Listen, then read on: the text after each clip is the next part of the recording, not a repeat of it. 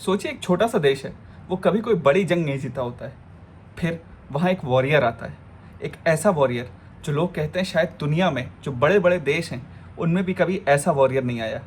वो उस छोटे देश को काफ़ी बड़े बड़े देशों के अगेंस्ट लड़वाता है और अपनी टीम के साथ उन्हें जितवाता है। ये सिलसिला साल दर साल चलता रहता है। बट एक वॉरियर की शेल्फ लाइफ 10 से 15 साल होती है। बट ये वॉरियर 20 साल तक अपने देश की सेवा करता है। अब अपने 22वें साल में 23वें साल में फिर एक बड़ी जंग हो रही है जिसमें दुनिया के सारे बड़े बड़े वॉरियर्स अपनी टीम के साथ आ रहे हैं। चूंकि इसको लड़ते हुए 22 साल हो गए तो इसके देश वाले भी ये समझते हैं कि भाई अब ये थोड़ा बुढ़ा हो गया है, अब हमारे देश की कमान किसी नए आदमी के पास जानी चाहिए। और सबसे ज्यादा उम्मीद उन्हें एक नए वॉरियर पे होती है जो अपने प्राइम में होता है, जो इस समय उस आइडियल एज पे होता है जिसपे किसी वॉरियर को होना चाहिए। तो अब अगर ये देश वॉर में हारता है तो इसमें जिम्मेदारी किसकी होगी? उस वॉरियर की जिसने ऑलरेडी इतने सालों से अपने देश की सेवा की है, जिसने ऑलरेडी अपने देश को एक पहचान दिलाई है, जिसने ऑलरेडी अपने देश को काफी वॉर्स जितवाई हैं? या उस वॉरियर की जो अपने प्राइम पे था, जिसे अब ये रिस्पॉन्सिबिलिटी लेनी चाहिए थी कि भाई कुछ भी हो मैं इस टीम को हारने नहीं दूंगा। क्योंकि इस देश का मेन वॉरियर इस बार मैं हूं तो ये मेरी रिस्पॉन्सिबिलिटी रहेगी कि मेरा देश और देशों को हराए। मेरे लिए तो इस सवाल का जवाब सिंपल है, जो आदमी जो वॉरियर इस समय अपने प्राइम पे है उसे ही रिस्पॉन्सिबिलिटी लेनी पड़ेगी। और यही एनालॉजी है क्रिस्टियानो रोनाल्डो और ब्रूनो फर्नांडिस की। क्यों मैं बोल रहा हूँ कि भाई Bruno Fernandes is the main culprit? क्योंकि आप अपने प्राइम ऑफ द करियर पे है, आपसे सबको सबसे ज्यादा उम्मीदें थी।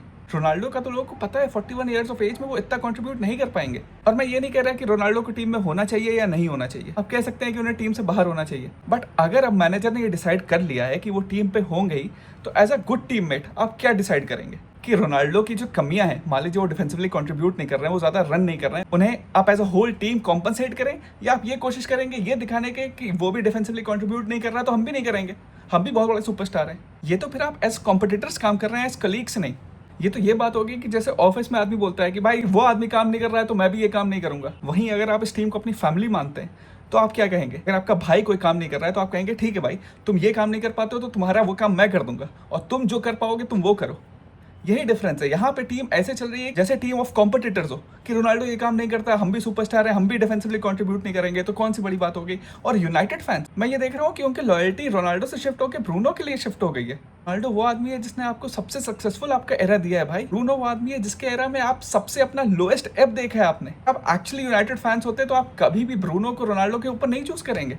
इट्स सो सरप्राइजिंग यार। 15th फिनिश की थी यूनाइटेड जब ब्रूनो कैप्टन थे। रोनाल्डो इस टीम में होते तो कभी 15th ना फिनिश करती। ये स्टैंडर्ड्स की बात होती है भाई, मेंटालिटी की बात होती है। अगर इतनी सी बात आप नहीं समझ रहे हैं, अगर आप निटपिक कर रहे हैं और कुछ आदमी स्टैट्स दे रहे हैं कि भाई वो इतना दौड़ा उतना दौड़ा। अगर आपने कोलंबिया के अगेंस्ट मैच देखा और आप कहते हैं कि as an attacking midfielder James Rodriguez की परफॉर्मेंस ब्रूनो से बेटर नहीं थी, तो आप अंधे हैं भाई। और हामिस रोड्रिगेज अपने fag end of the career में अगर ब्रूनो का आउटशाइन कर रहे हैं तो कॉल आउट होगा भाई। रोनाल्डो को बोलेगा कि वो बुढ़ा है, उससे क्या हो जाएगा? अगर आपका सुपरस्टार नहीं अच्छा परफॉर्म किया है तो उसके बारे में बोला जाएगा क्योंकि वो प्राइम पे है। महाभारत में भीष्म पितामह भी लड़े थे, अर्जुन भी लड़े थे, लेकिन लेगेसी किसकी स्टेक पे थी? अर्जुन की, क्योंकि वो अपने प्राइम पे थे।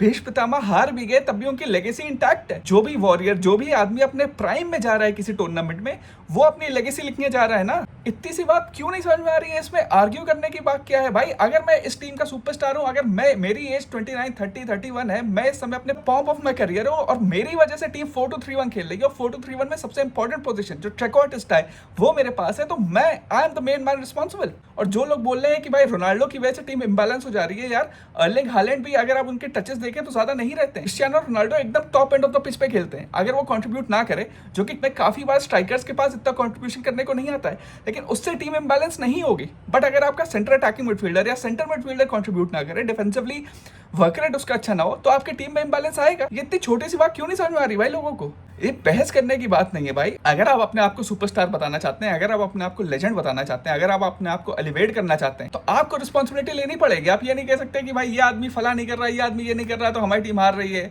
मैं अकेले क्या कर लूं। आपको अकेले जितवाना पड़ेगा, क्योंकि रोनाल्डो ने अकेले अपने टीम को जितवाया है, यूनाइटेड को जितवाया है, मैड्रिड को जितवाया है, पोर्चुगल को जितवाया है।